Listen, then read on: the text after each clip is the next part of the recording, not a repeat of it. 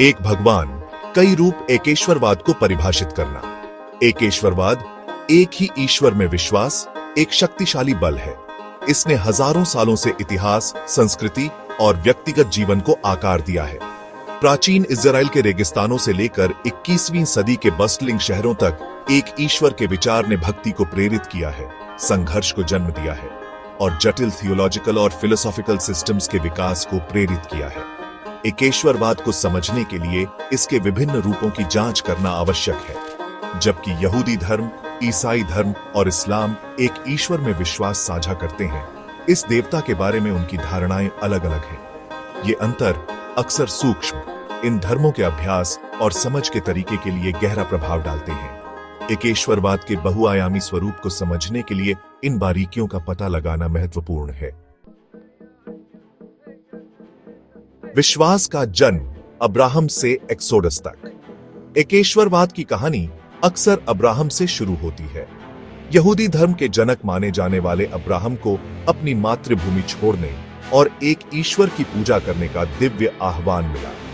यह उस समय प्रचलित बहुदेववादी मान्यताओं से एक आमूलचूल परिवर्तन था, जिसने एक नई धार्मिक परंपरा की नींव रखी। सदियों बाद मिस्र में गुलामी से इस्राएलियों का नेतृत्व करने वाले मूसा को माउंट सिनाई पर 10 आज्ञाएं मिली। इस घटना ने ईश्वर और इस्राएलियों के बीच वाचा को मजबूत किया, कानूनों और नैतिक आचरण पर जोर दिया। एक्सोडस यहूदी इतिहास में एक निर्णायक क्षण बन गया, जिसने आने वाली पीढ़ियों के लिए उनकी पहचान और विश्वासों को आकार दिया। नासरत के यीशु एक नई वाचा। मूसा के सदियों बाद नासरत के यीशु प्रेम, क्षमा और ईश्वर के आने वाले राज्य के संदेश का प्रचार करते हुए उभरे। एक यहूदी के रूप में जन्मे यीशु ने करुणा पर जोर दिया और अपने समय के धार्मिक प्रतिष्ठान को चुनौती दी। उनके अनुयायियों उन्हें मसीहा मानते हुए उनकी शिक्षाओं का प्रसार किया। अंततः ईसाई धर्म की नींव रखी। ईसाइयों के लिए एक महत्वपूर्ण घटना, यीशु का सूली पर चढ़ना, उनके धर्मशास्त्र का केंद्र बन गया। उनकी मृत्यु और पुनरुत्थान की व्याख्या मानवता के पापों के लिए प्रायश्चित के रूप में अंतिम बलिदान के रूप में की गई थी। यीशु में विश्वास के माध्यम से मोक्ष की यह अवधारणा ईसाई धर्म का आधार बन गई। इसे अपनी यहूदी जड़ों से अलग करती है। कॉन्स्टेंटाइन की पसंद, ईसाई धर्म और रोमन साम्राज्य। 4वीं शताब्दी सीई में रोमन साम्राज्य में एक नाटकीय परिवर्तन आया। सम्राट कॉन्स्टेंटाइन के ईसाई धर्म में परिवर्तन का विश्वास के भविष्य के लिए गहरा प्रभाव पड़ा। ईसाई धर्म, जो कभी एक सताया हुआ संप्रदाय था, रोमन साम्राज्य का आधिकारिक धर्म बन गया। सत्ता में इस बदलाव का ईसाई धर्म के विकास पर गहरा प्रभाव पड़ा। चर्च बनाए गए, धर्म ग्रंथों को संहिताबद्ध किया गया और शाही संरक्षण में धार्मिक बहसें फली फूली। हालांकि धार्मिक और राजनीतिक शक्ति के इस संलयन के अपने नकारात्मक पक्ष भी थे, जैसा कि पगानों के उत्पीड़न और धर्मनिरपेक्ष मामलों में चर्च के बढ़ते प्रभाव में देखा गया है। भाग 5, पैगंबर मोहम्मद, इस्लाम और एक नए धर्म का उदय। 7वीं शताब्दी के अरब में एक नया एकेश्वरवादी धर्म उभरा। पैगंबर मोहम्मद ने ईश्वरीय रहस्योद्घाटन के माध्यम से इस्लाम का संदेश दिया, जिसका अर्थ है ईश्वर की इच्छा के प्रति समर्पण। कुरान, जिसे ईश्वर का शाब्दिक शब्द माना जाता है, इस्लाम का केंद्रीय ग्रंथ बन गया, जो मुसलमानों को विश्वास, कानून और नैतिकता के मामलों में मार्गदर्शन करता है। इस्लाम तेजी से फैला, एक ईश्वर के बैनर तले विभिन्न अरब जनजातियों को एकजुट किया। मोहम्मद की शिक्षाओं ने करुणा, सामाजिक न्याय और समुदाय के महत्व पर जोर दिया। जाति या सामाजिक स्थिति की परवाह किए बिना सभी विश्वासियों की समानता पर इस्लाम के जोर ने कई लोगों को प्रभावित किया, जिससे इसके तेजी से विस्तार में योगदान मिला।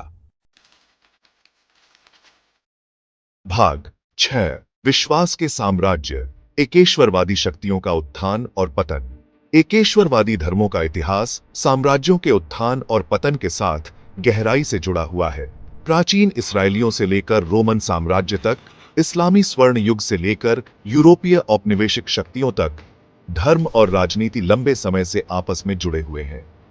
विश्वास और शक्ति के इस मेल ने अक्सर महान उपलब्धियों और भयानक अत्याचारों दोनों को जन्म दिया है। भव्य मस्जिदों, चर्चों और आराधनालयों का निर्माण, धर्म के नाम पर छेड़े गए अनगिनत युद्धों और संघर्षों के बिल्कुल विपरीत है। इतिहास को आकार देने में एकेश्वरवाद की भूमिका को समझने के लिए इस जटिल रिश्ते को समझना महत्वपूर्ण है। भाग 7। विश्वास के दो चेहरे, सामाजिक सेवाएं और धार्मिक संघर्ष। एकेश्वरवादी धर्म, जबकि अक्सर संघर्ष से जुड़े होते हैं, अच्छे के लिए भी शक्तिशाली ताकत रहे हैं। एक ईश्वर की अवधारणा, जिसे अक्सर न्यायपूर्ण और दयालु के रूप में दर्शाया जाता है, ने पूरे इतिहास में दान, सामाजिक न्याय की वकालत और सामुदायिक सेवा के अनगिनत कार्यों को प्रेरित किया है। हालांकि वही विश्वास जो करुणा को प्रेरित करता है, हिंसा और भेदभाव को सही ठहराने के लिए भी इस्तेमाल किया जा सकता है। धार्मिक संघर्ष, जो अक्सर धर्म ग्रंथों की अलग अलग व्याख्याओं या भूमि और संसाधनों के प्रतिस्पर्धी दावों में निहित होते हैं, सदियों से मानवता को त्रस्त करते रहे हैं। समझ को बढ़ावा देने और शांतिपूर्ण सह अस्तित्व को बढ़ावा देने के लिए इस द्वंद्व को पहचानना आवश्यक है। भाग 8। आधुनिक दुनिया में एकेश्वरवाद, चुनौतियां और अवसर। 21वीं सदी में एकेश्वरवादी धर्म वैश्विक मामलों में महत्वपूर्ण भूमिका निभाते रहते हैं। चल रहे इजराइल फिलिस्तीनी संघर्ष से लेकर धार्मिक उग्रवाद के उदय तक, इन धर्मों की जटिलताओं को समझना पहले से कहीं अधिक महत्वपूर्ण है। चुनौतियों के बावजूद अधिक समझ और सहयोग के अवसर भी हैं। अंतरधार्मिक संवाद, धार्मिक साक्षरता की पहल और गरीबी, जलवायु परिवर्तन और अन्याय जैसे वैश्विक मुद्दों के समाधान के लिए एक साझा प्रतिबद्धता विभाजन को पाटने और अधिक शांतिपूर्ण और न्यायपूर्ण दुनिया को बढ़ावा देने में मदद कर सकती है। एकेश्वरवाद का भविष्य अपने अतीत की तरह आज हम जो चुनाव करते हैं उस पर निर्भर करेगा।